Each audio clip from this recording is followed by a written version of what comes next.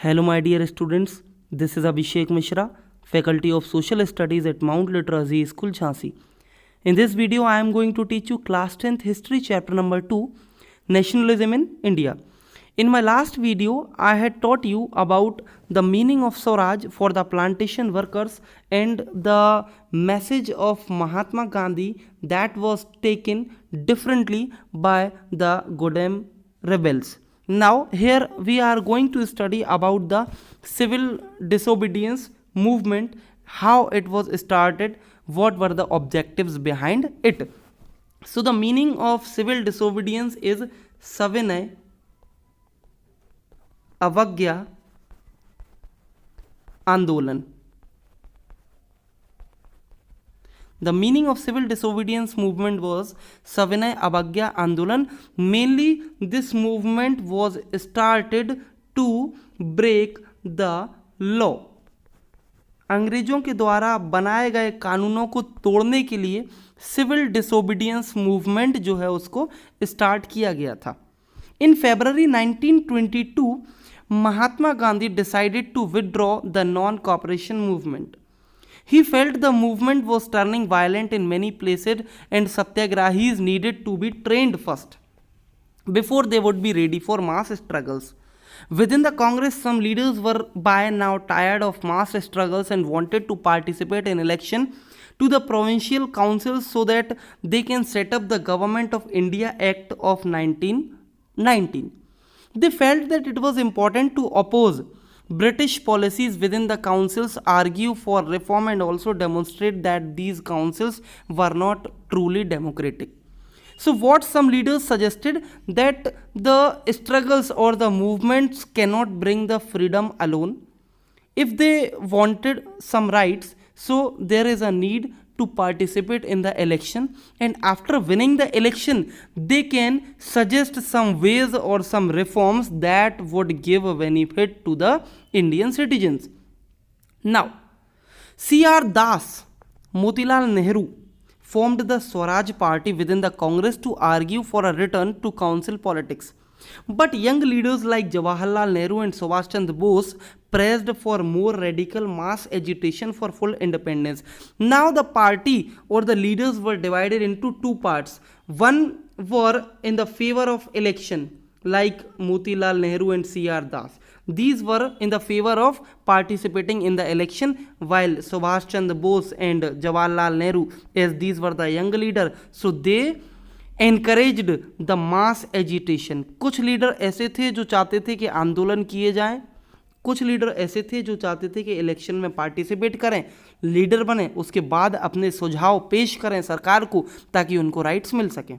तो कहीं ना कहीं एक इंटरनल कॉन्फ्लिक्ट दोनों ही प्रकार के लीडर्स के बीच में बना हुआ था, नरम दल और गरम दल जिसको हम जानते हैं. ठीक है, there were some liberals while some were radicals. Okay, now moving further, in such a situation of internal debate and dissension, two factors again shaped Indian politics towards the late 1920s. The first was the effect of the worldwide economic depression. At the time of 1920s to 1930, there was an economic depression in our country which led to famines. There were food shortages in our country. Okay, agricultural prices began to fall from 1926 and collapsed after 1930. As the demand for agricultural goods fell and exports declined, peasants found it difficult to sell their harvest and pay their revenue. By the 1930, the countryside was in turmoil.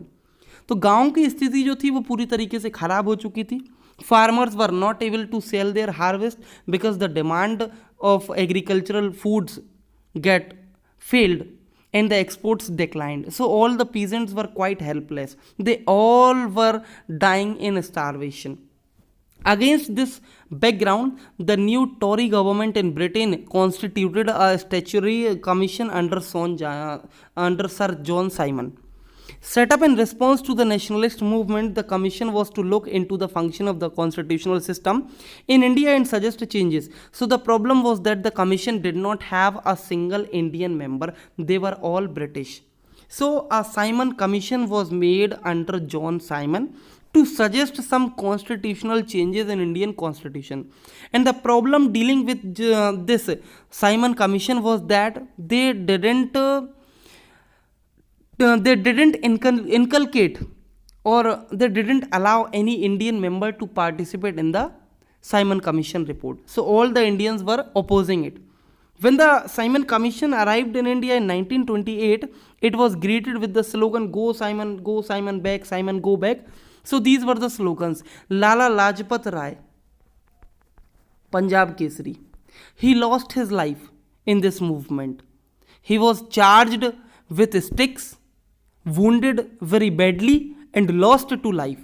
All parties, including the Congress and Muslim League, participated in the demonstrations in an effort to win over the Viceroy Lord Irwin announced in October 1929 a vague offer of dominion status for India in an unspecified future and a round-table conference to discuss a future constitution.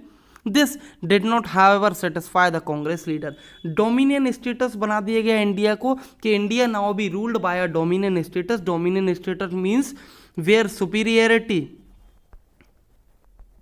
will be given to the Britishers while Indians will be inferior. Indians जो हैं वो inferior रहेंगे और superiority जो है वो किसको दी जाएगी?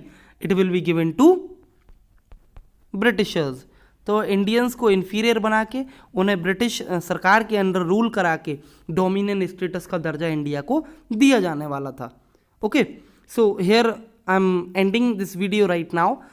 We will start a new topic in my next video, that is your Salt March.